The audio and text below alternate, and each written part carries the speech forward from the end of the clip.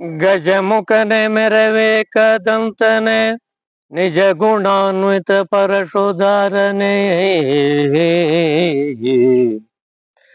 ರಜತಗಿರಿ ಗೊಡೆಯನ ಕುಮಾರನೆ ವಿದ್ಯಾವಾರಿದೆಯೇ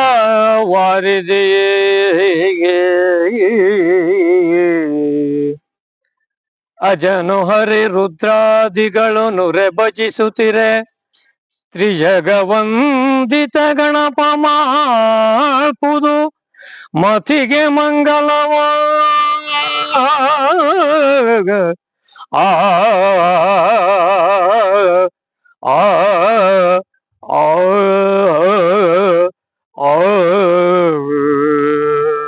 ನಮಸ್ಕಾರ ಆತ್ಮೀಯ ವೀಕ್ಷಕರೆಲ್ಲರಿಗೂ ಶ್ರೀಬಾಲ ಯೂಟ್ಯೂಬ್ ವಾಹಿನಿಯ ವಿಶೇಷವಾದಂತಹ ಸಾಧಕರ ತೇರು ಕಾರ್ಯಕ್ರಮಕ್ಕೆ ಆತ್ಮೀಯವಾದಂತಹ ಸ್ವಾಗತ. ನಾನು ಶ್ವೇತಾ ಭಟ್. ಯಲ್ಲಾಪುರದ ಕಳಚೆ ಎನ್ನುವಂತಹ ಊರು ಪ್ರಾಕೃತಿಕವಾಗಿ ಬಹಳ ಸೌಂದರ್ಯದಿಂದ ಕೂಡಿರತಕ್ಕಂತಹದ್ದು. ಪ್ರಕೃತಿಯನ್ನ ಇಷ್ಟಪಡುವಂತಹವರನ್ನ, ಆರಾಧಿಸುವಂತಹವರನ್ನ ತನ್ನತ್ತ ಕೈಬೀಸಿ ಕರೆಯುವಂತಹ ಈ ಊರಿನಲ್ಲಿ ಸಂಸ್ಕೃತಿಗೆ, ಕಲೆಗೆ ಅಷ್ಟೇ ಅಪಾರವಾದಂತಹ ಮನ್ನಣೆ ಇರುವಂತಹದ್ದು. ಇಂತಹ ಒಂದು ಕಲಾ ವಾತಾವರಣದಲ್ಲಿ ಬೆಳೆದು ಭಾಗವತರಾಗಿ ಹಾಗೆಯೇ ಉತ್ತಮ ಕೃಷಿಕರಾಗಿಯೂ ಸಹ ಗುರುತಿಸಿಕೊಂಡಿರ್ತಕ್ಕಂತಹ ಶ್ರೀಯುತ ಕಮಲಾಕರ್ ಭಾಗವತ್ ಅವರು ಇವತ್ತಿನ ಈ ಸಂಚಿಕೆಯಲ್ಲಿ ನಮ್ಮ ಜೊತೆ ಆಗ್ತಾ ಇದ್ದಾರೆ. ಅವರನ್ನ ಕಾರ್ಯಕ್ರಮಕ್ಕೆ ಆತ್ಮೀಯವಾಗಿ ಸ್ವಾಗತಿಸ್ತಾ ಇದ್ದೇನೆ. ನಮಸ್ಕಾರ ಭಾಗವತ್ರೆ. ನಮಸ್ಕಾರ. ಕಾರ್ಯಕ್ರಮಕ್ಕೆ ಆತ್ಮೀಯವಾದಂತಹ ಸ್ವಾಗತ. ಹೇಗಿದ್ದೀರಿ? ಚೆನ್ನಾಗಿದ್ದೇನೆ. ನೀವು ಕಳಚೆ ಅಂತಕ್ಕಂತಹ ಒಂದು ಸುಂದರವಾದಂತಹ ಊರಿನಲ್ಲಿ ಹುಟ್ಟಿ ಬೆಳೆದಂತಹವರು. ನಿಮ್ಮ ಬಾಲ್ಯ, ಶಿಕ್ಷಣ ಇದೆಲ್ಲ ಹೇಗಿತ್ತು? ಕಳಚೆ ಅಂದ್ರೆ ಒಂದು ಘಟ್ಟದ ಪ್ರದೇಶ. ಅಲ್ಲಿ ಬದುಕುವುದೇ ಬಹಳ ವಿಶೇಷತೆ. ಶಾಲೆ ಇದು 7ನೇ ತರಗತಿವರೆಗೆ ನಾವು ಕಳಚೆಯಲ್ಲೇ, ಆವಾಗ ಶಾಲೆ, ಪ್ರಾಥಮಿಕ ಶಾಲೆ, ಪ್ರೌಢಶಾಲೆ ಎಲ್ಲವೂ ಇತ್ತು. 7ನೇ ಕ್ಲಾಸ್ನವರೆಗೆ ನಾನು ಶಾಲೆಯಲ್ಲಿ ಓದಿದ್ದು ಅಷ್ಟೇ. 7ನೇ ಕ್ಲಾಸಿಗೆ ನನ್ನ ಅಭ್ಯಾಸವನ್ನು ಮುಗಿಸಿದ್ದೇನೆ.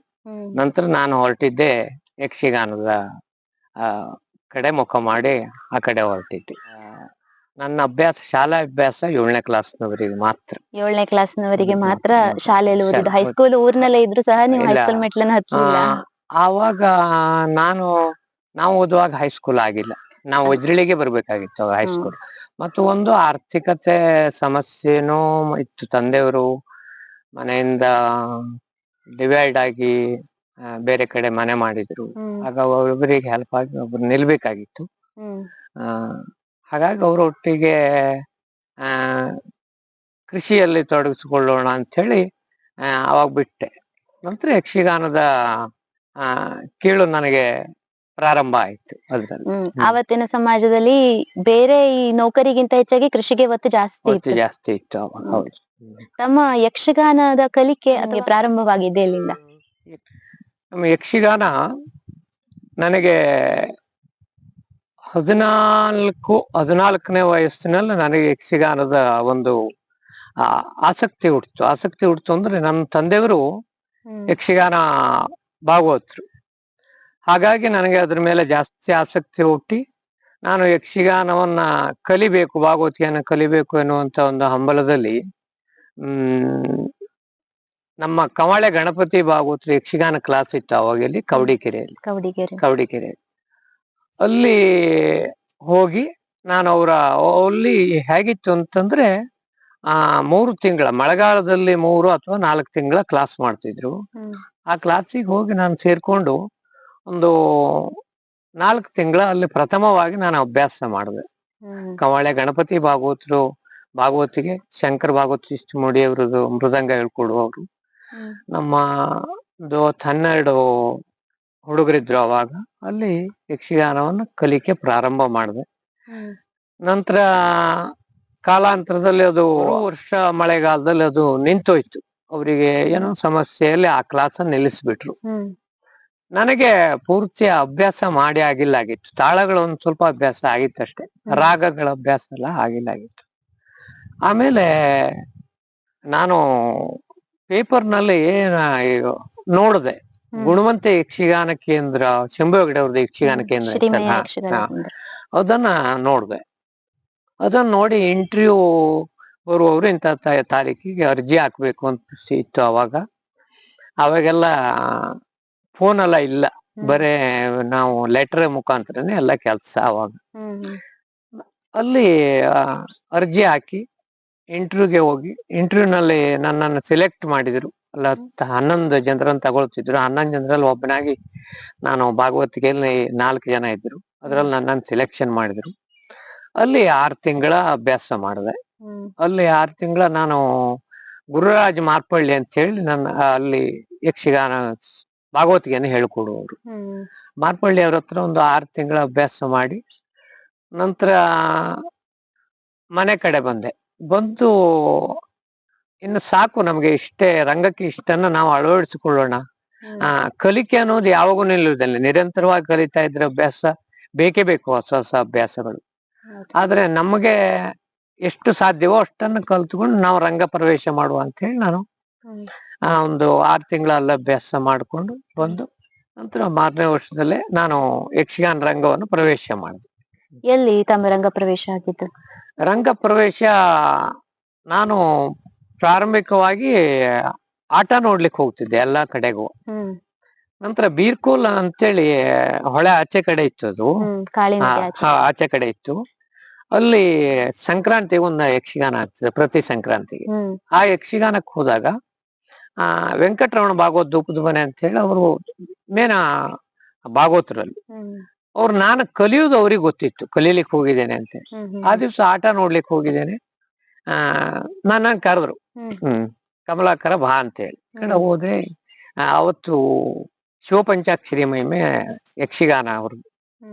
ಬಂದು ನಾನು ಪದ್ಯ ಹೇಳ್ಬೇಕು ನೀನು ಅಂತಂದ್ರು. ನನಗೆ ಹೆದರಿಕೆ, ರಂಗ ಪ್ರವೇಶ ಫಸ್ಟ್ ಟೈಮ್ ಅದು. ಆಯ್ತು ಅಂತ ಹೇಳಿ ಧೈರ್ಯ ಮಾಡಿ ಶಿವಪಂಚಾಕ್ಷರಿ ಮಹಿಮೇಲೆ ಆ ದಿವ್ಸ 10 ಪದ್ಯಗಳನ್ನು ಹೇಳಿದ್ದೇನೆ ಆ ದಿವ್ಸ ರಂಗದಲ್ಲಿ. ಅದು ಫಸ್ಟ್ ಟೈಮ್. ನನಗೆ ಬಹಳ ಖುಷಿ ಆಯ್ತು, ಎಲ್ಲ ಜನ ಎಲ್ಲ ಸಂತೋಷ ಪಟ್ರು. ಅಂದ್ರೆ ನನಗೆ ಒಂದು ಮೆಚ್ಚುಗೆಯನ್ನು ವ್ಯಕ್ತಪಡ್ತಿದ್ರು, ನೀವು ಒಳ್ಳೆಯ ಭಾಗವತ ಆಗ್ತೀಯಾ ಅಂತ. ಆವತ್ತಿನ ಧೈರ್ಯದ ಮೇಲೆ ಮುಂದೆ ರಂಗಕ್ಕೆ ನಾನು ಹೋಗ್ತಾ ಉಳಿದೆ, ಯಕ್ಷಗಾನದಲ್ಲಿ ಮುಂದುವರಿತಾ ಉಳಿದೆ. ಮತ್ತೆ ಕಲಿಯೋದಕ್ಕೆ ಹೋಗ್ಲಿಲ್ಲ, ಅದನ್ನ ಮುಂದುವರಿಸ್ಕೊಂಡು ಹೋದ್ರಿ? ಮತ್ತೆ ಕಲಿಯೋದಕ್ಕೆ ಹೋಗ್ಲಿಲ್ಲ, ಅದನ್ನೇ ಮುಂದುವರಿಸ್ಕೊಂಡು ಹೋಗ್ತಾ ಇದ್ದೇನೆ. ಅದಾದ್ಮೇಲೆ ನೀವು ಈ ಕಲಿತಾದ ನಂತರ ಮೇಳಕ್ಕೆ ಸೇರ್ಪಡೆ ಆಗುವಂತಹ ಯೋಚನೆ ಏನು ಬರ್ಲಿಲ್ವಾ ತಮ್ಗೆ? ಇಲ್ಲ, ನನಗೆ ಮೇಳಕ್ಕೆ ಅಂದ್ರೆ ನಾನು ಮೇಳಕ್ಕೆ ಹೋಗೋದು ಅಂತಂದ್ರೆ ನಮ್ಮ ಮನೆಯಲ್ಲೂ ಆರ್ಥಿಕ ಪರಿಸ್ಥಿತಿ ಬಾಳಿ ಹಿಂದಿತ್ತು ಅವಾಗ. ತಂದೆಯವರ ಒಟ್ಟಿಗೆ ನಾವು ದುಡಿದು ಮನೆಯಲ್ಲೆಲ್ಲ ಹೊಸದಾಗಿ ಸೃಷ್ಟಿ ಮಾಡ್ಬೇಕಾಗಿತ್ತು, ತೋಟ ಇದೆಲ್ಲ. ಹಂಗಾಗಿ ಅದಾಗ್ಲಿಲ್ಲ. ಆದ್ರೂ ನಾನು ಅಲ್ಲಿ ಕೆರೆಮನೆ ಕೇಂದ್ರದಲ್ಲಿ ಕಲ್ತಾಗ ನನಗೆ ಅಲ್ಲಿ ಆಯ್ಕೆ ಮಾಡ್ಲಿಕ್ಕೆ ಬಂದಿದ್ರು ಅವರು. ಯಾರು?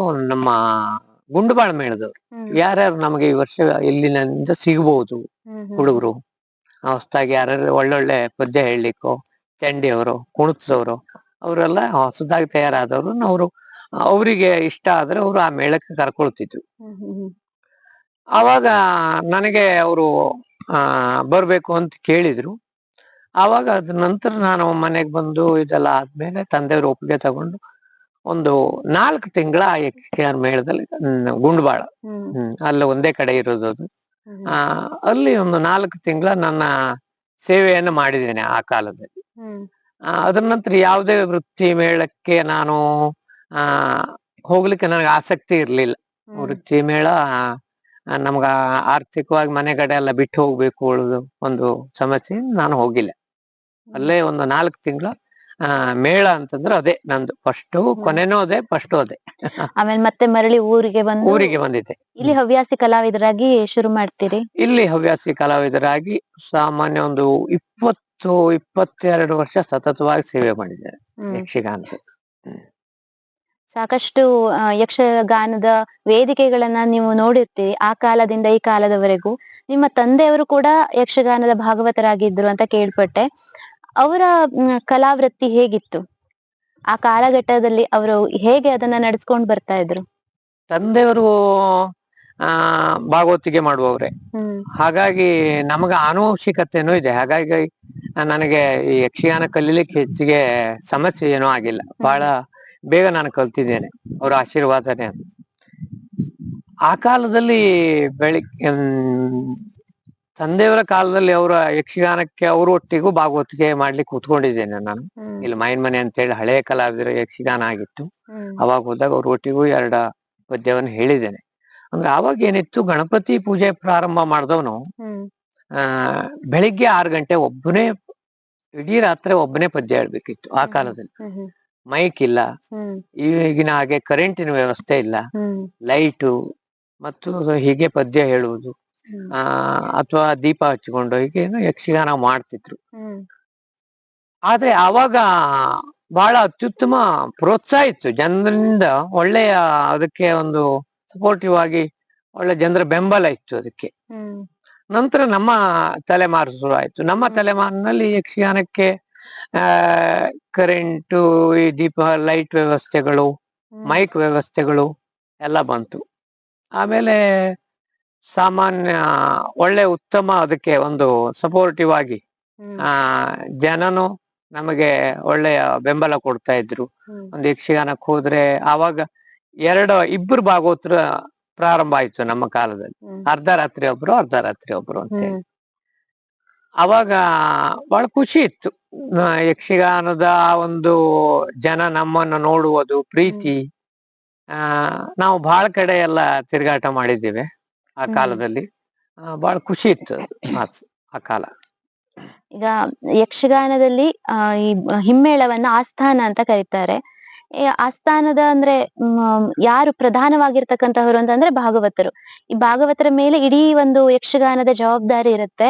ತಾವು ಹೇಗೆ ಆ ಇಡೀ ಯಕ್ಷಗಾನವನ್ನ ನಿಭಾಯಿಸ್ಕೊಂಡು ಹೋಗ್ತಾ ಇದ್ರಿ? ಯಾಕಂದ್ರೆ ಎಲ್ಲೆಲ್ಲಿಂದ ಕಲಾವಿದರು ಬಂದಿರ್ತಾರೆ. ನಿಮ್ಗೆ ಹೌದು. ಹೇಗೆ ಅದನ್ನ ನಿಭಾಯಿಸ್ಕೊಂಡು ಬರ್ತಾ ಇದ್ರಿ ಅದನ್ನ? ಯಕ್ಷಗಾನದಲ್ಲಿ ಭಾಗವತರೇ ಸೂತ್ರಧಾರಿ ಅಂತ ಆ ಕಾಲದಲ್ಲಿ ಇತ್ತು. ಹ್ಮ್ ಆ ಇವಾಗಲೂ ಹೆಸರಿದೆ, ಹ್ಮ್ ಸೂತ್ರಧಾರಿ ಅಂತೇಳಿ ಹೇಳ್ತಾರೆ. ಹ್ಮ್ ಆದ್ರೆ ಇವಾಗ ಸೂತ್ರ ಹರಿದಿದೆ ಹ್ಮ್ ನನ್ನ ತಿಳುವಳಿಕೆ. ಈ ಕಾಲದಲ್ಲಿ ಹ್ಮ್ ಇವಾಗ ಕಲಾವಿದನಿಗೆ ಯಾವ ಯಾವ ಪದ್ಯಗಳು ಬೇಕೋ ಹ್ಮ್ ಆ ಅದನ್ನೇ ಭಾಗವತ ಹೇಳ್ಬೇಕು. ಹ್ಮ್ ಅವನು ಮೊದಲು ಹೋಗಿ ಅವನ ಹತ್ರ ಕೇಳ್ಕೊಳ್ಬೇಕು. ಒಂದು ಪ್ರಸಂಗ ಅಂತಂದ್ರೆ ಒಂದು ಸುಧನ್ಮಾರ್ಜುನ ಇಲ್ಲಿ ಗದಾಯುಧ ಯಾವುದೇ ಪ್ರಸಂಗಗಳಿರ್ಲಿ, ಹ್ಮ್ ಅವನ ಹತ್ರ ಪಾತ್ರ ಮಾಡುವವನ ಹತ್ರ ಹೋಗಿ ಕೇಳ್ಕೊಳ್ಬೇಕು, ನಿನಗೆ ಯಾವ್ಯಾವ ಪದ್ಯವನ್ನು ಹೇಳ್ಬೇಕು. ಹ್ಮ್ ಅವನು ಸೂಚನೆ ಕೊಟ್ಟಷ್ಟೇ ಪದ್ಯ ಹೇಳ್ಬೇಕು, ಅಷ್ಟೇ ಕೆಲಸ ಮಾಡಿಸ್ಬೇಕು ಅವನಿಗೆ. ಹ್ಮ್ ಈಗ ಈ ಸೂತ್ರಧಾರಿ ಹತ್ರ ಏನೂ ಇಲ್ಲ ಈಗ. ಹ್ಮ್ ಆ ಚೆಂಡೆ ಮದ್ದಲೆ ವಾದಗಳು ಹಾಗೆ. ಮೊದಲೆಲ್ಲ ಹೇಗಿತ್ತು, ಈಗ ನಮ್ಮ ಕಾಲದಲ್ಲಿ ಅಂತಂದ್ರೆ ಒಂದು ಭಾಗವತನಾದವನು ಇಂತಿಂತ ಪದ್ಯಗಳನ್ನು ಹೀಗೆ ಹೇಳಬೇಕು, ಹಿಂಗೆ ಹೋಗ್ಬೇಕು ಅಂತ ಇತ್ತು. ಹ್ಮ್ ಅಂದ್ರೆ ಹಳೆಯವರು ಮಾಡಿಟ್ಟ ಒಂದು ಪದ್ಧತಿ. ಹ್ಮ್ ಅದರಂತೆನೆ ಕಲಾವಿದ ಬರ್ತಿದ್ದ ಅವಾಗ. ಅಂದ್ರೆ ಅವನೇ ಪ್ರಸಂಗ ಹೀಗೀಗೆ ಹೋಗ್ಬೇಕು, ಇಂಥ ಪಾತ್ರಗಳಲ್ಲಿ ಇಂಥ ಪದ್ಯಕ್ಕೆ ಕೆಲಸ, ಕಲಾವಿದನಿಗೆ ಕೆಲಸ, ಹ್ಮ್ ಇಂಥ ಪದ್ಯ ಜೋರಿನ ಪದ್ಯ, ಈಗೆಲ್ಲ ಭಾಗವತನೇ ಅವ್ರಿಗೆ ಹೇಳ್ಬೇಕಾಗಿತ್ತು. ಅವ್ರ ಕಲಾವಿದ್ರು ಏನ್ ಕೇಳ್ತೀವಿ, ನನ್ನ ಪಾತ್ರ ಹೇಗೆ, ಯಾವ್ಯಾವ ಪದ್ಯ ತಗೊಳ್ತೀರಿ ಭಾಗವತರೆ, ನಮ್ದು ಹೇಗೆ ಒಂಚೂರು ಹೇಳಿ ನಮ್ಗೆ ಅಂತಿದ್ರು ಆಗ ನಮ್ಮ ಕಾಲದಲ್ಲಿ. ಆವಾಗ ಒಳ್ಳೆ ಖುಷಿ ಇರ್ತಿತ್ತು ಅದು. ಅಂದ್ರೆ ಇವಾಗ ಸೂತ್ರಧಾರಿ ಇವರು ಪಾತ್ರ ಮಾಡುವವರೇ ಸೂತ್ರಧಾರಿ ಆಗಿದ್ದಾರೆ ಬಿಟ್ರೆ ಭಾಗವತ ಮೇಲೆ ಈಗ ಪ್ರಸಂಗ ನಿಂತಿಲ್ಲ, ಮತ್ತು ಅಲ್ಲಿ ಕಾರ್ಯಕ್ರಮಗಳು ನಿಂತಿಲ್ಲ. ಕಲಾವಿದನಿಗೆ ಆಗ್ಬೇಕು, ಅವನ್ ನಡ್ಕೊಂಡ್ರೆ ಆ ಭಾಗವತರು ಮುಂದಿನ ಒಂದು ಕಾರ್ಯಕ್ರಮಕ್ಕೆ ಅವನಿಗೆ ಆಹ್ವಾನ ಇರ್ತದೆ. ಇಲ್ಲ ಅಂತಂದ್ರೆ ಅವ್ರು ಬೇಡಪ್ಪ, ಅವ್ನು ಮತ್ತೊಬ್ಬನನ್ನು ಕರೀರಿ, ಅವನು ಸರಿ ಇಲ್ಲ ಅಂತ ಹೇಳ್ಬಿಟ್ಟು ಬಿಡ್ತಾರೆ ಈಗಿನ ಕಾಲಘಟ್ಟದಲ್ಲಿ. ಅಲ್ಲಿ ಹಾಗೆ ಬಂದಿದೆ ಯಕ್ಷಗಾನಕ್ಕೆ ಅಥವಾ ಹಿಮ್ಮೇಳಕ್ಕೆ, ಮುಮ್ಮೇಳಕ್ಕೆ ಒಂದ್ ಸಾಕಷ್ಟು ಪ್ರಚಾರಗಳು ಇದು ಸಿಗ್ತಾ ಇದೆ ಈಗಿನ ಕಾಲದಲ್ಲಿ. ಆದ್ರೆ ಒಟ್ಟಾರೆಯಾಗಿ ಒಂದು ಕಲೆ ಅಂತ ಹೇಳುವಂತಹದ್ದಾದ್ರೆ ಯಕ್ಷಗಾನಕ್ಕೆ ಆ ಮಟ್ಟಿಗಿನ ಜನರ ಬೆಂಬಲ ಆಗ್ಲಿ, ಪ್ರೋತ್ಸಾಹ ಆಗ್ಲಿ ಎಲ್ಲೋ ಸಿಗ್ತಾ ಇಲ್ಲ. ಯಾಕಂದ್ರೆ ಪ್ರೇಕ್ಷಕರು ನಿರಾಸೆ ಆಗ್ತಾ ಇದ್ದಾರೆ ಕೆಲವೊಂದು ಸಂದರ್ಭಗಳಲ್ಲಿ ಅಂತ ಒಂದಷ್ಟು ಮಾತುಗಳು ಬರ್ತಾ ಇವೆ. ತಾವೇನ್ ಹೇಳ್ತೀರಿ? ತಪ್ಪದು. ಯಕ್ಷಗಾನಕ್ಕೆ ಅದರದ್ದೇ ಆದ ಒಂದು ಸ್ವಂತತೆ ಇದುವೆಲ್ಲ ಉಂಟು. ಯಕ್ಷಗಾನಕ್ಕೆ ಯಾವಾಗಲೂ ಬೆಂಬಲ ಇದೆ. ನಾವು ಅಂದ್ರೆ ನನ್ನನ್ನು ಸೇರಿಸಿ ತಗೊಳ್ತೇನೆ, ನಾವು ಕಲಾವಿದರು ಅದನ್ನ ಬಡವ ಮಾಡಿದ್ದೇವೆ. ಯಾಕೆ ಅಂತಂದ್ರೆ ಈಗ ಒಂದು ಸಾಮಾನ್ಯ ಜನ ಯಕ್ಷಗಾನ ಮಾಡ್ಬೇಕು ಅಂತಂದ್ರೆ, ಈಗಿನ ಕಾಲದಲ್ಲೂ ಆಗುದಿಲ್ಲ ಬಿಡಿ, ಒಂದು ಸಾಮಾನ್ಯ ಒಬ್ಬ ತನ್ನ ಯಕ್ಷಗಾನವನ್ನು ತಾನು ಮಾಡ್ಬೇಕು ಅಂದ್ರೆ ಒಂದು ಭಾಗವತನಿಗೆ 5,000 ಕೊಡ್ಬೇಕು, ಒಂದು ಕಲಾವಿದನಿಗೆ 4,000 3,000 ಕೊಡ್ಬೇಕು, ಅವನು ಎಲ್ಲಿಂದೋ ಬರುವ ಆ ವಾಹನ ಚಾರ್ಜ್ ಕೊಡ್ಬೇಕು, ಇಲ್ಲಿನ ಮೈಕೋ ಲೈಟಿಂಗ್ ಸಂಘಟನೆ ಮಾಡುವಲ್ಲಿವರಿಗೆ ಅವನಿಗೆ 1 ಲಕ್ಷ ಜನ ಮೇಲೆ ಬೀಳ್ತದೆ. ಒಂದು 3 ತಾಸು ಕಾರ್ಯಕ್ರಮ ಮಾಡೋದಾದ್ರು ಅಷ್ಟು ಹೊಡೆತ ಬೀಳ್ತದೆ. ಹಾಗಾಗಿ ಈ ನೋಡುವ ಜನ ಇವತ್ತು ನೀವು ನೋಡಿ ಗದಾ ಪರ್ವ ಮೊದಲು, ಈಗ ನಮ್ಮ ತಂದೆಯವ್ರ ಕಾಲದಲ್ಲೂ ಗದಾ ಪರ್ವ ಮಾಡಿದಾಗ್ಲೂ ಜನ ನೋಡ್ತಿದ್ರು. ಇವಾಗ್ಲೂ ಒಂದು ಗದಾ ಪರ್ವ ಸುಧನ್ಮಾರ್ಜುನ ಯಾವ್ದು ಹಳೆ ಪ್ರಸಂಗ, ಆ ಪ್ರಸಂಗವನ್ನು ಇವಾಗ್ಲೂ ನೋಡ್ತಾರೆ ಜನ ಅಷ್ಟೇ. ಯಾಕೆಂದ್ರೆ ಯಕ್ಷಗಾನದಕ್ಕೆ ಅದರದ್ದೇ ಆದ ತನ ಇದೆ. ಆದ್ರೆ ಅದನ್ನ ತೆಗೆದುಕೊಂಡು ಹೋಗುವ ದಾರಿ ವಿಭಿನ್ನವಾಗಿದ್ದಕ್ಕೆ ಸ್ವಲ್ಪ ಪ್ರೇಕ್ಷಕರು ಗೊಂದಲದಲ್ಲಿದ್ದಾದ್ರೆ ಬಿಟ್ರೆ, ಯಕ್ಷಗಾನಕ್ಕೆ ಯಾವಾಗಲೂ ಅದರದ್ದೇ ಆದ ತನ ಇದೆ ಮತ್ತು ಪ್ರೇಕ್ಷಕರು ಇದ್ದಾರೆ, ಇವಾಗಲೂ ಇದ್ದಾರೆ. ಅದ್ರ ಬಗ್ಗೆ ಭರವಸೆ ಇದೆ ನಮಗೆ. ಈಗ ಹಿಂದಿನಿಂದ ಬಂದಿರತಕ್ಕಂತಹದ್ದು ಒಂದಷ್ಟು ಪ್ರಸಂಗಗಳು, ಈಗ ಬೇರೆ ಬೇರೆ ಆದಂತಹ ಪ್ರಸಂಗಗಳು ಅದಕ್ಕೆ ಜೋಡಣೆ ಆಗ್ತಾ ಇವೆ. ಹೊಸ ಹೊಸ ಪ್ರಸಂಗಗಳು ಎಲ್ಲಾ ಕ್ಷೇತ್ರಗಳಲ್ಲೂ ಬದಲಾವಣೆ ಆಗುವಂತೆ ಯಕ್ಷಗಾನ ರಂಗವು ಸಾಕಷ್ಟು ಬದಲಾವಣೆ ಆಗ್ತಾ ಇದೆ. ನಿಮ್ಮ ಒಂದು ಭಾಗವತಿಕೆಯ ರೀತಿಯಲ್ಲಿ ನೋಡುವಂತಹದ್ದಾದ್ರೆ ಈ ಹಳೆಯ ಪ್ರಸಂಗಗಳಿಗೂ ಹೊಸ ಪ್ರಸಂಗಗಳಿಗೂ ಏನು ಸಾಮ್ಯತೆಗಳಿವೆ, ಮತ್ತೆ ಹೊಸ ಪ್ರಸಂಗಗಳನ್ನ ಜನರು ಯಾವ ರೀತಿಯಾಗಿ ಸ್ವೀಕಾರ ಮಾಡ್ತಾ ಇದ್ದಾರೆ ಈಗ? ನಾನು ಅದೇ ಹೇಳಿದ್ನಲ್ಲ, ಅಂದ್ರೆ ಹಿಂದೆ ಮಾಡುವ ಗದಾಪರ್ವ, ಸುಧನ್ಮಾರ್ಜುನ, ಸುಭದ್ರಾ ಕಲ್ಯಾಣ, ಈ ಹಳೆ ಪ್ರಸಂಗಗಳು ನಾವು 100 ವರ್ಷದ ಕಾಲದಿಂದ ಮಾಡ್ಕೊಂಡ್ಬಂದ್ರು. ಇವತ್ತು ಭತ್ತದ ಯಕ್ಷಗಾನ ಮಾಡಿದ್ರು ಜನ ನೋಡ್ತಾರೆ ಪ್ರೀತಿಯಿಂದ. ಅದೇ ಹೊಸ ಪ್ರಸಂಗ ನೀವು ಒಂದು ಸಲ ನೋಡಿದ ಮೇಲೆ ಮತ್ತೆ ಆ ಪ್ರಸಂಗ ನೋಡಿ ಆಗಿದೆ, ಇನ್ನು ಬೇಡ, ಇವತ್ತು ಬೇಡ ಅದು ಆ ಪ್ರಸಂಗ, ಮೊನ್ನೆ ನೋಡಿದ್ದೇವೆ ನಾವು, ಅದೇನೋ ಅಷ್ಟು ಚೆನ್ನಾಗಿಲ್ಲ ಅಂತಾರೆ. ಆದ್ರೆ ಜನಕ್ಕೆ ಬೇಕು, ಅದು ತಪ್ಪಲ್ಲ, ಹೊಸ ಪ್ರಸಂಗಗಳು ಬೇಕು. ಆದ್ರೆ ಕಥೆಯಲ್ಲಿ ಒಂದು ತತ್ವ ಇರ್ಬೇಕು, ಕಥೆಯಲ್ಲಿ ಒಂದು ಸಾರಾಂಶ, ಅಂದ್ರೆ ನಮ್ಮ ಸಮಾಜಕ್ಕೆ ಆ ಕಥೆಯಿಂದ ಒಂದು ಒಳ್ಳೆಯ ಸಂದೇಶವನ್ನು ಕೊಡುವಂತ ಕಥೆಯಾಗಿರ್ಬೇಕು. ಅದ್ರಲ್ಲಿ ಯಾರ್ಯಾರೋ ಬೀಡವ್ರೋ, ಸಾಬ್ರೋ, ಅಥವಾ ಮತ್ಯಾದ್ರೋ ಒಂದು ಶೆಟ್ಟಿಯೋ ಅಥವಾ ಬ್ರಾಹ್ಮಣನೋ ಯಾರ್ಯಾರೋ ತಗೊಂಡು ಅದನ್ನ ಗೊಂದಲದ ಬೀಡಾಗಿ ಮಾಡುವಂತದ್ದಲ್ಲ. ಯಕ್ಷಗಾನ ಒಂದು ಒಳ್ಳೆ ಸಾರಾಂಶ ಬೇಕು. ಅದಕ್ಕೂ ಈಗಿನ ಜನ ಅದನ್ನ ಅಪೇಕ್ಷೆ ಪಡ್ತಾರಲ್ಲ, ಜನ ಯಾವ್ದನ್ನ ನೋಡ್ತಾರೆ ಅದನ್ನು ಕೊಡುವುದು ಅನಿವಾರ್ಯ ಆಗಿದೆ. ಮನರಂಜನೆಯ ರೀತಿಯಲ್ಲಿ ಅನಿವಾರ್ಯ ಆಗಿದೆ. ನೀವೀಗ ಸುದೀರ್ಘವಾದಂತಹ ಭಾಗವತಿಕೆ ಜೀವನವನ್ನ ಕಂಡಂತಹವರು, ನಿಮ್ಮ ಈ ಬದುಕು, ಕಲಾ ಬದುಕು ಹೇಗೆ ನಡೆದುಕೊಂಡು ಬಂದಿತ್ತು? ಸಾಗಿ ಬಂದ ದಾರಿ ಯಾವುದು? ತುಂಬಾ ಅಂದ್ರೆ ಸಂತೋಷವಾಗಿತ್ತು ಆ ಕಾಲ. ಅಂದ್ರೆ ಈ ಯಕ್ಷಗಾನ, ನಾವು ಇವತ್ತು ರಾತ್ರಿ ಪದ್ಯ ಯಾವ್ದೋ ಒಂದು ಜಾಗಕ್ಕೆ ಯಕ್ಷಗಾನದ ಅಲ್ಲಿ ಪದ್ಯ ಹೇಳಲಿಕ್ಕೆ ಹೋದ್ರೆ, ಮತ್ತೆಲ್ಲೋ ಹೋದಾಗ ಮತ್ತೊಬ್ರು ಮಾತಾಡ್ತಿದ್ರು, ಆ ದಿವ್ಸ ನಿಮ್ ಪದ್ಯ ಕೇಳಿದ್ರೆ ಭಾರಿ ಚೆನ್ನಾಗಿ, ಅವ್ರ ಪರಿಚಯ ನಮಗಿರುವುದಿಲ್ಲ. ಆದ್ರೆ ಅಂದ್ರೆ ಜನ ನಮ್ಮನ್ನ ಅಷ್ಟಾಗಿ ಎಲ್ಲಾ ಕಡೆ ಗುರುತಿಸ್ತಿದ್ರು. ಯಕ್ಷಗಾನದಿಂದ ನಾನು ನಿಜವಾಗಿ ನಾನು ಕಮಲಾಕರ್ ಭಾಗವತ್ ಅಲ್ಲ, ಕಮಲಾಕರ್ ಗಾಂವ್ಕರ್. ಯಕ್ಷಗಾನದಲ್ಲಿ ನಾನು ಭಾಗವಹಿಸಿದ್ರೆ ಕಮಲಾಕರ್ ಭಾಗವತ್ ಅಂತೇಳಿ, ಯಾರು ಕಮಲಾಕರ್ ಭಾಗವತ್ ಅಂತೇಳಿ ನಾನು ಮಾತಾಡ್ತೀನಿ. ಅಂದ್ರೆ ಆ ಮಟ್ಟಿಗೆ ಅಷ್ಟು ಜನ ಗುರುತಿಸ್ತಿದ್ರು ನಮ್ಮನ್ನು. ಮತ್ತೆ ನಾನು ಈ ಯಕ್ಷಗಾನದಲ್ಲಿ ಒಂದು 22-24 ವರ್ಷ ಏನು ಸೇವೆ ಮಾಡಿದ್ದೇನೆ. ಮೊದಲು ಗಣಪತಿ ಪೂಜೆ ಪ್ರಾರಂಭ ಮಾಡಿದ್ರೆ ಬೆಳಿಗ್ಗೆ ಮಂಗಲ ಪದ್ಯ ಹೇಳೇ ಇಳಿತೈತೆ ಅವಾಗ.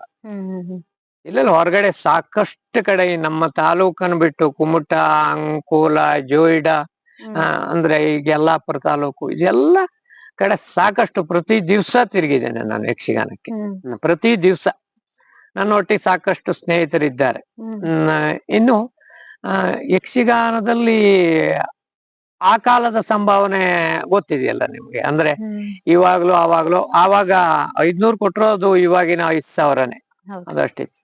ಇನ್ನು ನಾನು ಕೆಲವು ಯುವಜನ ಮೇಳ ಅಂತ ಹೇಳಿ ಸರ್ವೋದಯ ಯುವಕ ಸಂಘ ಅಂತ ಹೇಳಿ ಕಳಚೆಯಲ್ಲಿ ಇತ್ತು. ಅದರ ರೂವಾರಿ ಸುಬ್ರಾಯ್ ಹೆಗಡೆ, ಅವರು ಇವಾಗ ಜೋಯಿಡಾ ತಾಲೂಕಿಯಲ್ಲಿದ್ದಾರೆ, ಮೊದ್ಲು ಇಲ್ಲೇ ಇದ್ರು ಅವರು. ಅವರು ಯಕ್ಷಗಾನದ ಮಾಗದಲ ಪಾತ್ರ ಮಾಡುವವರು. ಅವರೊಟ್ಟಿಗೆ ನಾವು ಸಾಕಷ್ಟು ಸಲ ಯುವಜನ ಮೇಳ ಅದಲ್ಲಿ ನಾವು 2 ವರ್ಷ ಇಡೀ ರಾಜ್ಯಕ್ಕೆ ಪ್ರಥಮ ಬಹುಮಾನ ತಗೊಂಡ್ಬಂದಿದ್ದೇವೆ. ನಂತರ ಅಲಹಾಬಾದ್ ಇವಾಗ ಕುಂಭಮೇಳ ನಡೀತಾ ಇದೆ, ಅದೇ ಕುಂಭಮೇಳದಲ್ಲಿ ಈಗ 22 ವರ್ಷದಿಂದ ನಾವು 15 ದಿವಸ ಅಲ್ಲೇ ಇದ್ವಿ ಆ ಕುಂಭಮೇಳದಲ್ಲಿ. ಕುಂಭಮೇಳದಲ್ಲಿ ಯಕ್ಷಗಾನ ಪ್ರದರ್ಶನ ಪ್ರತಿ ದಿವಸ ಪ್ರತಿದಿನ ಒಂದು 1 ಗಂಟೆ ನಮಗ್ ಅವ್ರು ಅವಕಾಶ ಕೊಡ್ತಿದ್ರು. 1 ಗಂಟೆ ನಾವು ಯಕ್ಷಗಾನ ಮಾಡ್ತಿದ್ವಿ. ಒಂದು ಪ್ರಸಂಗವನ್ನು ಮಾಡಿ ಎಲ್ಲ ಒಂದು ಪ್ರಸಂಗದ ಒಂದು ಮೂಲ ತತ್ವಗಳನ್ನ ಇಟ್ಕೊಂಡು ಅದಷ್ಟೇ ಭಾಗ 1 ಗಂಟೆ ಮಾಡ್ತಿದ್ರು. ಇನ್ನು ಅಲ್ಲೂ ಒಂದು ತಿಂಗಳ ಉಳಿದಿದ್ದೇವೆ ಆ ಕಾಲದಲ್ಲಿ. ಇನ್ನು ಉಜ್ಜಯಿನಿ, ಇನ್ನು ಮುಂಬೈ ಅಪನಾ ಉತ್ಸವ, ಹೀಗೆ ಹೇಳ್ತಾ ಹೋದ್ರೆ ಬಹಳಷ್ಟಿದೆ. ಅಂದ್ರೆ ಹೊರಗಡೆ ಸಾಕಷ್ಟು ತಿರುಗಾಡಿದ್ದೀವಿ. ಅದು ನನಗೆ ಹೆಮ್ಮೆ ಅಂದ್ರೆ ನಾನು ಕಲಿತ ಈ ವಿದ್ಯೆಯಿಂದ ನಾವು ಅಷ್ಟೆಲ್ಲ ತಿರುಗಿದ್ದೇವಲ್ಲ, ಆ ಹೆಮ್ಮೆ ಇದೆ, ತುಂಬಾ ಹೆಮ್ಮೆ ಇದೆ. ಮತ್ತೆ ಅದ ನಂತರ ಏನೋ ಇತ್ತೀಚಿನ ಈಗ ಹೊಸ ಪ್ರಸಂಗಗಳು ಮತ್ತು ಈ ಕಲಾವಿದರ ಹೊಸ ಆಸೆಗಳು, ಬೇಡಿಕೆಗಳು ಇದನ್ನೆಲ್ಲ ನೋಡಿದಾಗ ನಮ್ಮ ಹತ್ರ ಆ ಕಲಾವಿದನಿಗೆ ನಾವು ಮುಟ್ಲಿಕ್ಕೆ ಆಗುದಿಲ್ಲ. ಅವನಿಗೆ ಏನ್ ಬೇಕೋ ರಂಗದಲ್ಲಿ ಅದನ್ನ ನಾವು ಅವನಿಗೆ ತಲುಪಿಸ್ಲಿಕ್ಕೆ ಆಗ್ತಿಲ್ಲ ಅಂತ ಹೇಳುವ ಒಂದು ಕಾರಣದಿಂದ ನಮಗೆ ಇಷ್ಟು ಸಾಕು ಹೇಳುವ ಉದ್ದೇಶದಿಂದ ನಾನು ಯಕ್ಷಗಾನ ರಂಗದಿಂದ ಹಿಂದೆ ಸರಿದಿದ್ದೇನೆ. ಬಿಟ್ರೆ ಉಳಿದ ಯಾವ ತೊಂದರೆ ಇದ್ದಿದ್ದಲ್ಲ.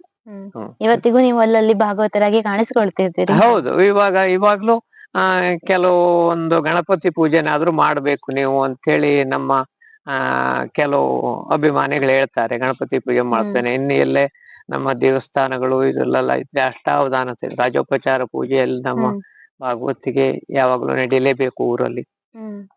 ಆದ್ರೆ ಸಾಕಷ್ಟು ಒಂದು ಬೇಜಾರು ಅಂದ್ರೆ ಊರಲ್ಲಿ ಸಾಕಷ್ಟು ಸಂಘಟನೆಯನ್ನ ಮಾಡಿದ್ದೇವೆ ನಾವು. ದುರ್ಗಾಂಬಿಕಾ ಯಕ್ಷಗಾನ ಮಂಡಳಿ ಅಂತೇಳಿ ಕಟ್ಕೊಂಡು ಮಕ್ಕಳಿಗೆಲ್ಲ ತಯಾರು ಮಾಡಿ ಒಂದು 2 ವರ್ಷ ಹೆಣ್ಣು ಮಕ್ಕಳು ಗಂಡು ಮಕ್ಕಳು ಎಲ್ಲ ಯಕ್ಷಗಾನ ರಂಗವನ್ನು ಕಟ್ಟಿ ಅವರಿಗೆಲ್ಲ ಪಾತ್ರ ಮಾಡಿಸಿ ಊರಲ್ಲಿ ಸಾಕಷ್ಟು ತಾಳಮದ್ದಲೆ, ಮಹಿಳೆಯರಿಂದ ತಾಳಮದ್ದಲೆ ಕಾರ್ಯಕ್ರಮ ಸಾಕಷ್ಟು ಒಂದು 3-4 ಸಲ ನಾವು ಯಕ್ಷಗಾನವನ್ನು ಊರಲ್ಲಿ ಬೆಳೆಸ್ಬೇಕು ಅಂತೇಳಿ ಪ್ರಯತ್ನ ಮಾಡಿದ್ದೇವೆ. ಅವಿರತವಾಗಿ ಆ ಕಾರ್ಯಕ್ರಮವನ್ನು ಮುಂದುವರಿದಿದ್ದೇವೆ. ಮತ್ತು ಕೆಲವು ಈ ಗಂಗಾಷ್ಟಮಿ ಜಾಗರ, ಕೆಲವು ಈ ಕೋಟೆ ಅಳಿಕೆ ಅಂತ ಆಗ್ತದೆ ನಮ್ಮೂರಲ್ಲಿ, ನೀವು ಕೇಳಿದ್ದೀರೋ ಇಲ್ವೋ, ಅದಕ್ಕೆ ಯಕ್ಷಗಾನ, ಇಂಥದ್ದನ್ನೆಲ್ಲ ಮಾಡಿ ಊರಲ್ಲಿ ಒಂದು ಯಕ್ಷಗಾನ ಇಡ್ಬೇಕು ಅಂತ ಮಾಡಿದ್ವಿ. ಆದ್ರೆ ಊರಲ್ಲಿ ಕಲಾವಿದರು ಯಾರು ತಯಾರಾಗಿಲ್ಲ ಅದಕ್ಕೆ. ಅದನ್ನ ಪ್ರಯತ್ನ ಯಕ್ಷಗಾನ ನಮ್ಮಿಂದ ಜನಕ್ಕೆ ಏನಾದ್ರೂ ಕೊಡುಗೆ ಆಗ್ಬೇಕು ಮುಂದಿನ ತಲೆಮಾರಿಗೆ ಅಂತೇಳಿ ಸಾಕಷ್ಟು ಕ್ಲಾಸ್ಗಳನ್ನೆಲ್ಲ ಮಾಡಿ ಅದ್ರ ಬಗ್ಗೆ ಹೋರಾಟ ಮಾಡಿದ್ದೇವೆ. ಅದೇನೋ ಪ್ರಯೋಜನಕ್ಕೆ ಬಂದಿಲ್ಲ. ಇವಾಗ ಊರಲ್ಲಿ ಒಂದು ಈಗ ನಮ್ಮ ನಂತರ ಒಂದು ದೇವರ ಮುಂದ್ಗಡೆ ಒಂದು ಪದ್ಯ ಹೇಳಲಿಕ್ಕೂ ಯಾರೂ ಇಲ್ಲ ಇಷ್ಟೊತ್ತಿನ ತನಕ. ನಾವೇ ಸೇವೆ ಮಾಡ್ತಾ ಇದ್ದೇವೆ. ಬಿಟ್ಟು ನಾವು ನಾಟಕದಲ್ಲಿ ಮೊದಲು ಬಹಳ ಆಸಕ್ತಿ ಇತ್ತು. ಒಂದು 10 ವರ್ಷ ನಾಟಕದಲ್ಲಿ ನಾನು ಈ ಕಾಮಿಡಿ ಅಂತೀವಲ್ಲ, ಹಾಸ್ಯ ಕಲಾವಿದನಾಗಿ ನಾಟಕ ಪಾತ್ರವನ್ನು ಸಾಕಷ್ಟು ಮಾಡಿದ್ದೇನೆ. ಅಂದ್ರೆ ಪೌರಾಣಿಕ ಮತ್ತು ಸಾಮಾಜಿಕ 2 ನಾಟಕದಲ್ಲಿ ಸಾಕಷ್ಟು ಕಡೆ ಈ ಹರಿಶ್ಚಂದ್ರ ನಾಟಕದಲ್ಲಿ ನನ್ನ ತಂದೆಯವರು ಮೊದಲು ವೀರಬಾಹು ಪಾತ್ರದಲ್ಲಿ ಅವರು ನಮ್ಮ ಉತ್ತರ ಕನ್ನಡ ಜಿಲ್ಲೆಗೆ ಹೆಸರುವಾಸಿಯಾಗಿದ್ರು. ಅವ್ರ ನಂತರ ನಾನು ಒಂದು ಸುಮಾರು ಪಾತ್ರಗಳನ್ನ ವೀರಬಾಹು ಪಾತ್ರಗಳನ್ನು ಮಾಡಿದೆ ಪೌರಾಣಿಕದಲ್ಲಿ. ಸಾಮಾಜಿಕವಾಗಿ ಸಾಮಾಜಿಕ ನಾಟಕದಲ್ಲಿ ನಂದು ಯಾವಾಗ್ಲೂ ನಾನು ಒಂದು 10 ವರ್ಷ ಹಾಸ್ಯ ಪಾತ್ರಗಾರನಾಗಿ ಅದರಲ್ಲಿ ತೊಡಗಿಸಿಕೊಂಡಿದ್ದೇನೆ. ಈಗ ಕಳಚೆ ಎನ್ನುವಂತಹದ್ದು ಪ್ರಾಕೃತಿಕವಾಗಿ ಬಹಳ ಸುಂದರತೆಯಿಂದ ಕೂಡಿದಂತಹ ಊರು. ಆದ್ರೆ ಅಲ್ಲಿ ಬದುಕು ಎನ್ನುವಂತಹದ್ದು ಬಹಳ ದುಸ್ತರ. ಯಾಕಂದ್ರೆ ಬಹಳ ಘಟ್ಟದ ಪ್ರದೇಶ ಆಗಿದ್ರಿಂದ ಬಹಳ ಕಷ್ಟ ಅಲ್ಲಿ ಬದುಕನ್ನ ನಡೆಸುವಂತಹದ್ದು. ಸಿಟಿಗೆ ತುಂಬಾ ದೂರ, ಜನಸಂದಣಿ ಅಷ್ಟೊಂದು ಇಲ್ಲ. ಈಗ ಇವತ್ತಿನಂತೂ ಬಹಳ ಕಡಿಮೆ ಆಗಿದೆ. ಅಂತಹ ಒಂದು ಪ್ರದೇಶದಲ್ಲಿ ಬದುಕನ್ನ ಹೇಗೆ ಕಟ್ಟಿಕೊಂಡು ಬಂದ್ರಿ ನೀವು? ಬದುಕನ್ನ ತಂದೆಯವರ ಕಾಲದಿಂದ ಕಟ್ಟಿಕೊಂಡು ಬಂದದ್ದು. ಅಂದ್ರೆ ಈ ಅಡವಿಯಲ್ಲಿರುವ ಪ್ರಾಣಿಗೆ ಹೇಗೆ ತನ್ನ ಮರಿಗಳನ್ನು ಅಲ್ಲೇ ಬೆಳೆಸ್ಕೊಂಡು ಆ ಮರಿಗಳಿಗೂ ನಮ್ದು ಇದೇ ಪ್ರಪಂಚ ಅನ್ನೋದು ಹೇಗೆ ಆಗ್ತದೋ ಹಾಗೆ ನಾವು ಅಲ್ಲೇ ಹುಟ್ಟಿ ಬೆಳೆದವರಾಗಿದ್ದಕ್ಕೆ ನಮಗದು ಘಟ್ಟ ಮತ್ತು ಇಲ್ಲಿ ಏನೋ ಕಷ್ಟ ಇದೆ ಅಂತ ಅನಿಸಿರ್ಲಿಲ್ಲ ನಮಗೆ. ಆಗಿದ್ದು ಈಗ 21ನೇ ಇದರಲ್ಲಿ ಹಿಂದಿನ ಆಯ್ತು. 2021ರಲ್ಲಿ ಹವಾಮಾನ ಪ್ರಕೃತಿ ವಿಕೋಪ ಅಂತೀವಲ್ಲ ನಾವು, ಆ ಮಳೆಯ ಅಬ್ಬರಕ್ಕೆ ನಾವು ಆವಾಗ ಈ ಜೀವನ ಕಷ್ಟ ಅಂತ ಅನ್ಸಿದ್ದು ನಮ್ಗೆ. ಹ್ಮ್ ಈ ಜೀವನ ಬೇಡ ಆಗಿತ್ತು ಅನ್ನುವ ಮಟ್ಟಕ್ಕೆ ನಾವು ಮುಟ್ಟಿದ್ದೇವೆ ಆ ದಿವಸ. ಹ್ಮ್ ಹೌದು. ಇಡೀ 12 ಗಂಟೆಗಳು, 24 ಗಂಟೆ, ಹ್ಮ್ ಅದ್ರಲ್ಲಿ 12 ಗಂಟೆ ಅವಿರತವಾಗಿ ಮಳೆ ಹೋಯಿತು. ಹ್ಮ್ ಆ ಮನೆ ತೋಟ ಇವೆಲ್ಲವೂ ಹುಸಿದೋಗಿ, ಹೌದು. ಈಗ ನನ್ನ ಮನೆ ಸುತ್ತು ಸಾಮಾನ್ಯ 200-300 ಫೂಟ್ ಕಂತ ಬಿದ್ದಿದೆ ಹ್ಮ್ ಮನೆ. ಹ್ಮ್ ಮನೆಯೆಲ್ಲ ನಾವೇನು ಕ್ರ್ಯಾಕ್ ಬಂದಿದೆ ಅಂತೇವಲ್ಲ, ಮನೆಯೆಲ್ಲ ಕ್ರ್ಯಾಕ್ ಬಂದ್ಕೊಂಡಿದೆ. ಹ್ಮ್ ನಂತರ ಆ ದಿವಸದ ಪರಿಸ್ಥಿತಿ, ಹ್ಮ್ ತಂದೆ ತಾಯಿ ಹೆಂಡತಿ ಮಕ್ಕಳು ಎಲ್ಲ ಇದ್ದಾರೆ, ಅವರನ್ನೆಲ್ಲ ವೃದ್ಧರನ್ನೆಲ್ಲ ಎಲ್ಲೆಲ್ಲೋ ತಗೊಂಡೋಗಿ ಬದುಕಿಸಿ, ಹ್ಮ್ ಅದ್ ಬಿಡಿ, ಅದು ಬಹಳ ಕಷ್ಟ ಅದ್ ಹೇಳೋದು. ಹೌದು, ಆ ಕಷ್ಟದ ದಿವಸದ ಪರಿಸ್ಥಿತಿ. ವ್ಯವಸ್ಥೆಗಳು ಬಹಳ ತೊಂದರೆ ಆಯ್ತು ನಮಗೆ. ಹ್ಮ್ ಇವಾಗ ಅಲ್ಲೇ ಇದ್ದೇವೆ. ಹ್ಮ್ ಗೌರ್ಮೆಂಟ್ ನಿಂದನೂ ನಮಗೆ ಏನೋ ಇವತ್ತಿಗೂ ಏನೋ ಹೇಳ್ತೀವಲ್ಲ, ₹1 ಸೌಕರ್ಯಗಳು ಅಥವಾ ನಮಗೆ ಒಂದು ಸಹಾಯವೂ ಆಗಿಲ್ಲ. ಹ್ಮ್ ನಾವು ಬೇಸಿಗೆಯಲ್ಲಿ ಇಲ್ಲೇ ಒಂದು ಬೇರೆ ಕಡೆ ಒಂದು ಮನೆ ಅವರು ನಮಗೆ ಪ್ರೀತಿನ ಕೊಟ್ಟಿದ್ದಾರೆ, ಕಮಲಾಕರ್ ಗಾಂವ್ಕರ್ ಅಂತ ಹೇಳಿ, ಹ್ಮ್ ಕಿರ್ಗಾರಿ ಮನೆಯವರು. ಅವ್ರ ಮನೇಲಿ ಇರ್ತೇವೆ ಮಳೆಗಾಲದಲ್ಲಿ. ಬೇಸಿಗೆಯಲ್ಲಿ ಮತ್ತೆ ವಾಪಸ್ ಕಳಚಿಗೆ ಹೋಗಿ ಆ ಮನೇಲಿ ಇರ್ತೇವೆ. ಹ್ಮ್ ನಮ್ಮದು ಅಂದ್ರೆ ಸಂಚಾರಿ ಜೀವನ ಆಗಿದೆ ಇವಾಗ. ಮೊದಲು ಬಹಳ ಚೆನ್ನಾಗಿತ್ತು.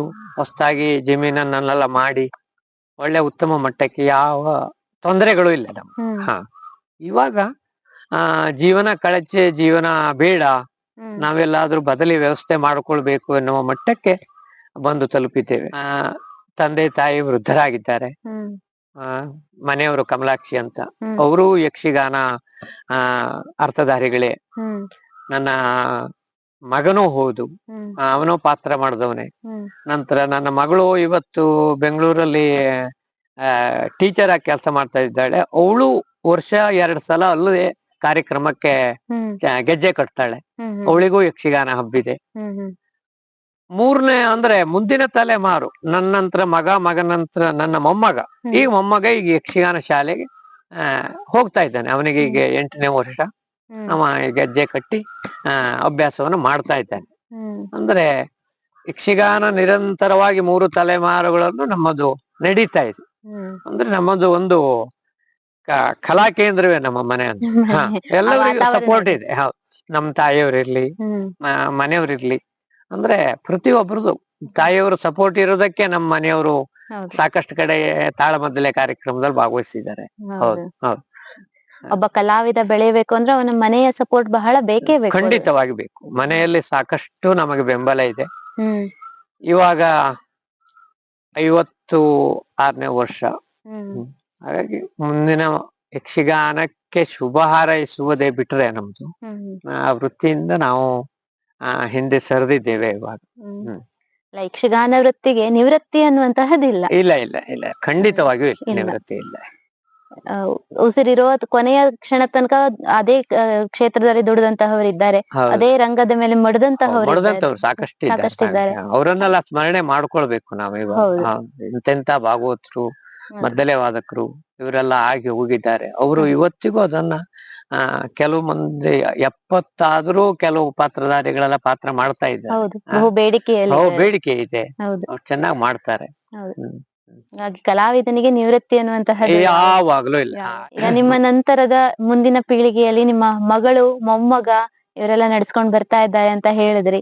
ಆದ್ರೆ ಊರಿನ ಬಗ್ಗೆ ತಮ್ಗೆ ಬೇಸರ ಇದೆ ಅಂದ್ರೆ, ಇನ್ನು ಸಾಕಷ್ಟು ಕಲೆ ಬೆಳಿಬೇಕಿತ್ತು ಅಲ್ಲಿ. ಖಂಡಿತವಾಗಿ ಅದ್ರ ಬಗ್ಗೆ ಈಗ ಮುಂದಾಳತ್ವ ವಹಿಸುವಂತಹವರು ಯಾರಾದ್ರೂ ಇದ್ದಾರಾ ನಿಮ್ಮ ಊರಿನಲ್ಲಿ? ಊರಲ್ಲಿ ಯಕ್ಷಗಾನದ ಒಂದು ಬೆಳವಣಿಗೆಗೆ ಯಾರೂ ಇಲ್ಲ. ಮುಂದೆ ಅದನ್ನ ಬೆಳೆಸ್ಕೊಂಡು ಹೋಗುವವರು, ಊರಲ್ಲಿ ಒಂದು ತಾಳ ಮೃದಂಗ ಹಾಕ್ಬೇಕು ಅಂತಂದ್ರೆ ಒಂದು ಮದ್ದಲೆ ಹಿಡಿಯೋರು ಇಲ್ಲ, ಒಂದು ತಾಳ ಹಿಡ್ಕೊಂಡು 2 ಪದ್ಯ ಹೇಳುವವರು ಇವತ್ತು ಖಂಡಿತವಾಗಿಯೂ ನಮ್ಮ ಊರಲ್ಲಿ ಯಾರು ಇಲ್ಲ. ಆದ್ರೆ ವರ್ಷ 1-2 ಯಕ್ಷಗಾನ ಮಾಡಿಸ್ತಾರೆ. ಲಕ್ಷ್ಮೀ ನರಸಿಂಹ ಯುವಕ ಸಂಘದವರು ಶಾರದಾ ಉತ್ಸವ ಅಂತೇಳಿ ಮಾಡ್ಕೊಂಡು ಅಲ್ಲೊಂದು ದಶಮಿ ಯಕ್ಷಗಾನ ಮಾಡ್ತಾರೆ. ಕೆಳಗೆ ಸರ್ವೋದಯದವರು ಅಲ್ಲೊಂದು ಯಕ್ಷಗಾನ, ಚೌತಿಯ ಗಣೇಶೋತ್ಸವದಲ್ಲಿ ಮಾಡ್ತಾರೆ. 2 ಯಕ್ಷಗಾನ ನಡೀತಾ ಇದೆ ಊರಲ್ಲಿ. ಯಕ್ಷಗಾನ ನಡೀತಾ ಇದೆ ಬಿಟ್ರೆ ಕಲಾವಿದರು ಇಲ್ಲ. ಮುಂದಿನ ಊರಿನಲ್ಲಿ ಕಲಾವಿದರು ಇಲ್ಲ. ಮತ್ತೆ ಇವಾಗ ಬದುಕುವ ದಾರಿಗಾಗಿ ಎಲ್ಲರೂ ಈಗಿನ ಎಲ್ಲ ಪೇಟೆ ಕಡೆ ಮುಖ ಮಾಡಿ ಹೊಂಟಿದ್ದಾರೆ. ಹೌದು. ಇಲ್ಲಿ ಇರುವವರು ವೃದ್ಧ ಅಂದ್ರೆ ವಯಸ್ಸಾದವರು ಮಾತ್ರ. ಹೌದು. ಹಾ ಹೌದು. ಹಾಗಾಗಿ ಮುಂದಿನ ಇದು ಯಕ್ಷಗಾನ ಊರಿನಲ್ಲಿ ಬೆಳೆಸಿಕೊಂಡು ಹೋಗುವವರು ಯಾರು ಇಲ್ಲ. ತುಂಬಾ ಕಷ್ಟ ಇದೆ ಮುಂದಿನ ದಿನ. ಈಗ ತಾವು ಭಾಗವತರಾಗಿ ಬಹಳ ದೀರ್ಘವಾದಂತಹ ಸೇವೆಯನ್ನ ಸಲ್ಲಿಸಿದ್ದೀರಿ. ಮುಂದೆ ಬರ್ತಕ್ಕಂತಹ ಯಕ್ಷಗಾನ ಕಲಾವಿದರಿಗೆ, ಕಿರಿಯರಿಗೆ ತಮ್ಮ ಕಿವಿ ಮಾತೇನು? ಯಕ್ಷಗಾನ ನೂರಾರು ಕಾಲದ ಇತಿಹಾಸ ಇರುವಂತಹದ್ದು. ಹ್ಮ್. ಆ ಒಂದು ದೈವತ್ವ ಅದರೊಳಗೆ ಇದೆ. ಹ್ಮ್. ಅದನ್ನ ಆ ಮುಂದೆ ಬರುವ ಕಲಾವಿದರು, ಯಾವುದೇ ಮಕ್ಕಳಿರ್ಲಿ, ಇವರಿರ್ಲಿ, ಭಾಗವತಿಗೆ ಇರ್ಲಿ, ಮೃದಂಗ ಇರ್ಲಿ, ಚೆಂಡೆ ಇರ್ಲಿ, ಹ್ಮ್. ಅವರು ಅದನ್ನು ನ್ಯಾಯವಾಗಿ ತಮ್ಮ ಕೈಲಾದಷ್ಟು ಪ್ರಾಮಾಣಿಕವಾಗಿ ನಮ್ಮ ಯಕ್ಷಗಾನಕ್ಕೆ ಸೇವೆಯನ್ನ ಅವರು ಸಲ್ಲಿಸ್ಬೇಕು. ಮತ್ತು ಅದನ್ನು ಬೆಳೆಯಲಿಕ್ಕೆ ತಮ್ಮಿಂದ ಮತ್ತು ಮುಂದಿನ ತಲೆಮಾರಿಗೆ ಸಾಗುವಂತೆ ಅವರು ಯಾರಿಗಾದ್ರೂ ಒಂದು 4 ಜನಕ್ಕೆ ಅಭ್ಯಾಸವನ್ನು ಹೇಳ್ಕೊಡ್ಬೇಕು. ಹ್ಮ್. ಮತ್ತೆ ಇದೊಂದು ಯಕ್ಷಗಾನ ಅಂತಂದ್ರೆ ಒಂದು ಯಕ್ಷ ದೇಗುಲ ಅದು. ಅಂದ್ರೆ ಅದನ್ನ ಉಳಿಸಿಕೊಂಡು ಹೋಗುವಂತ ಪ್ರಯತ್ನ ಎಲ್ಲರೂ ಮಾಡಬೇಕು. ಮತ್ತು ಆ ಮಾನಸಿಕವಾದಂತ ಒಂದು ನೆಮ್ಮದಿ ಯಕ್ಷಗಾನದಿಂದ ಪ್ರತಿಯೊಬ್ಬರಿಗೂ ಸಿಗ್ತದೆ. ಹ್ಮ್. ಆ ದೇವರ ವರವೇ ಆಗಿದೆ. ಹ್ಮ್. ಯಕ್ಷಗಾನದಲ್ಲಿ ನಮಗೆ ಎಷ್ಟು ಬೇಕೋ ಅಷ್ಟನ್ನ ಮಾತ್ರ ನಾವು ಅದರೊಳಗೆ ಸ್ವೀಕಾರ ಮಾಡಿದ್ರೆ ಹ್ಮ್. ಅದರಿಂದ ಒಳ್ಳೇದು ಆಗ್ತದೆ. ಹ್ಮ್. ಸಾಕಷ್ಟು ಕಲಾವಿದರು ಅದರಿಂದ ಅಭ್ಯುದಯ ಹೊಂದಿದಂತ ಉದಾಹರಣೆಗಳು ಉಂಟು. ಹ್ಮ್. ತೊಳ್ಕೊಂಡವರು ಇದ್ದಾರೆ ಬಿಡಿ, ಅದೆಲ್ಲ ಏನಲ್ಲ. ಹ್ಮ್. ಆದ್ರೆ ಮುಂದಿನ ತಲೆಮಾರುಗಳಲ್ಲಿ ಅದನ್ನ ಆ ಬೆಳೆಸ್ಕೊಂಡು ಹೋಗ್ಲಿ, ಮತ್ತೆ ಹೋಗ್ಬೇಕು ಹ್ಮ್. ಎನ್ನುವಂತದ್ದೇ ನಮ್ಮಿಂದ ಜನಕ್ಕೆ ಹೇಳುವಂತದ್ದು ಕಿವಿ ಮಾತು. ಅಷ್ಟೇ. ತಾವು ಶ್ರೀಮಯ ಕಲಾ ಕೇಂದ್ರದಲ್ಲಿ ಕಲಿತಂತಹವರು, ಅದಾದ ನಂತರ ವೃತ್ತಿಪರರಾಗಿಯೂ ದುಡಿತೀರಿ, ಹವ್ಯಾಸಿಕರಾಗಿಯೂ ದುಡಿತೀರಿ, ಕೃಷಿಯಲ್ಲಿಯೂ ಕೂಡ ಉತ್ತಮ ಕೃಷಿಕರಾಗಿ ತೊಡಗಿಸಿಕೊಳ್ತೀರಿ. ಒಟ್ಟಾರೆ ತಮ್ಮ ಬದುಕಿನ ಚಿತ್ರಣವನ್ನು ನೋಡಿದಾಗ ತಮ್ಗೆ ಎಷ್ಟು ಸಂತೃಪ್ತಿ ಇದೆ ಅದರ ಕುರಿತಾಗಿ? ಯಕ್ಷಗಾನದ ಅದೇ ಹೇಳಿದ್ನಲ್ಲ, ಇಷ್ಟೆಲ್ಲ ಜನ ನನ್ನನ್ನ ಗುರುತಿಸ್ತಾರೆ ಅಂತಂದ್ರೆ ಯಕ್ಷಗಾನದಲ್ಲಿ ನಾನು ಸೇವೆ ಸಲ್ಲಿಸಿದ 22 ವರ್ಷದ ಸೇವೆನೆ. ಹ್ಮ್. ಅಷ್ಟ ಆತ್ಮತೃಪ್ತಿ ಇದೆ ನಮ್ಗೆ. ಹ್ಮ್. ಇಲ್ಲ ಅಂತಂದ್ರೆ ಈ ಕಮಲಾಕರ್ ಭಾಗವತ ಅಂತಂದ್ರೆ ಈ ಒಂದು ಸಾಮಾನ್ಯ ಮನುಷ್ಯನಾಗಿ ಇರ್ತಿದ್ದ, ನಾವು ಯಾರಿಗೂ ಗೊತ್ತಿಲ್ಲ ಆಗಿರ್ತಿ. ಹ್ಮ್. ಆ ಯಕ್ಷಗಾನವೇ ನನ್ನನ್ನ ಇಷ್ಟೊಂದು ಎಲ್ಲ ಸಮಾಜಕ್ಕೆ ನನ್ನನ್ನು ಪರಿಚಯ ಮಾಡಿದ್ದು. ಒಂದು ಸಾಮಾನ್ಯ ಜನನು ನನ್ನನ್ನು ಇವತ್ತು ಕರೆದು ಮಾತಾಡಿಸಿ ಕೂತ್ಕೊಳ್ಳಿ ಬನ್ನಿ ಅಂತ ಹೇಳುವಂತಹದ್ದು ಯಕ್ಷಗಾನವೇ. ನಾನು ಇವತ್ತೊಂದು ಈ ಮಟ್ಟಕ್ಕೆ ಜನರ ಮಧ್ಯದಲ್ಲಿ ಇದ್ದೇನೆ ಅಂತಂದ್ರು ಅದು ಯಕ್ಷಗಾನವೇ ಕಾರಣ ನನಗೆ. ಇಲ್ಲ ಅಂತಂದ್ರೆ ಈ ಕಮಲಾಕರ ಭಾಗವತ್ಸನ ಪರಿಚಯ ಯಾರಿಗೂ ಇಲ್ಲೋದಿಲ್ಲ ಆಗಿತ್ತು. ಅದಕ್ಕೆ ನಾನು ಆ ಯಕ್ಷಗಾನಕ್ಕೆ ನನ್ನ ಸದಾ ಚಿರಋಣಿ ಇದ್ದೇನೆ. ಯಕ್ಷಗಾನಂ ಗೆಲ್ಗೆ ಯಕ್ಷಗಾನಂ ಬಾಳಿಗೆ. ನನ್ನ ಮಕ್ಕಳು ಭಾರಿ ಖುಷಿ ಇದೆ ನಮಗೆ. ನಮ್ಮ ಮನೆಯಲ್ಲಿ ಈಗ 3ನೇ ತಲೆಮಾರು ನಡೀತಾ ಇದೆ. ನಮ್ಮ ತಂದೆಯವರು, ನಾನು, ನನ್ನ ಮಗ, ನನ್ನ ಮಗನ ಮಗ, ಮೊಮ್ಮಗ, ಅಂದ್ರೆ 4 ಇದಾವೆ.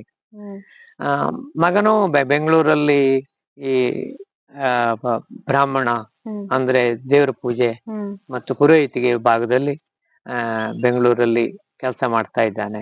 ಮಗಳು ಗುಂದಕ್ಕೆ ಮದುವೆ ಮಾಡಿಕೊಟ್ಟಿದ್ದೇನೆ. ಅವಳಿಗೂ ಒಂದು ಮಗಳು ಹುಟ್ಟಿದ್ದಾಳೆ, ಮೊಮ್ಮಗಳು. ಅವಳು ಟೀಚರ್ ಕೆಲಸ ಮಾಡ್ತಾ ಬೆಂಗಳೂರಲ್ಲಿ ಇದ್ದಾಳೆ. ತೃಪ್ತಿ ಇದೆ. ಮೊಮ್ಮಗ ಇವತ್ತು ಯಕ್ಷಗಾನ ಕಲೀಲಿಕ್ಕೆ ಹೋಗ್ತಾ ಇದ್ದಾನೆ, ಅವನ ಬಗ್ಗೆ ಹೆಮ್ಮೆ ಇದೆ. ಮೊಮ್ಮಗಳಿದ್ದಾಳೆ. ಸಂಸಾರದ ತೃಪ್ತಿ ಇದೆ. ಬದುಕಿನಲ್ಲಿ ಯಾರಿಗಾದ್ರೂ ಧನ್ಯವಾದಗಳನ್ನ ಹೇಳುವುದಾದ್ರೆ ನಮ್ಮ ಕಾರ್ಯಕ್ರಮದ ಮುಖಾಂತರ ತಾವು ಹೇಳ್ಬಹುದು. ಧನ್ಯವಾದಗಳು. ನಮಗೆ ಹಾರೈಸಿದ ಎಲ್ಲವರಿಗೂ ಒಬ್ಬರ ಹೆಸರನ್ನು ನಾವು ಉಲ್ಲೇಖ ಮಾಡ್ಲಿಕ್ಕೆ ಆಗುದಿಲ್ಲ. ನಮಗೆ ಕಷ್ಟದಲ್ಲಿರುವಾಗ ಸಹಾಯ ಮಾಡಿದವರು ಬಹಳಷ್ಟು ಜನ ಇದ್ದಾರೆ. ಹಾಗಾಗಿ ಒಬ್ಬರ ಹೆಸರು ಅನ್ನು ನಾವು ಉಲ್ಲೇಖ ಮಾಡ್ಲಿಕ್ಕೆ ಆಗುದಿಲ್ಲ.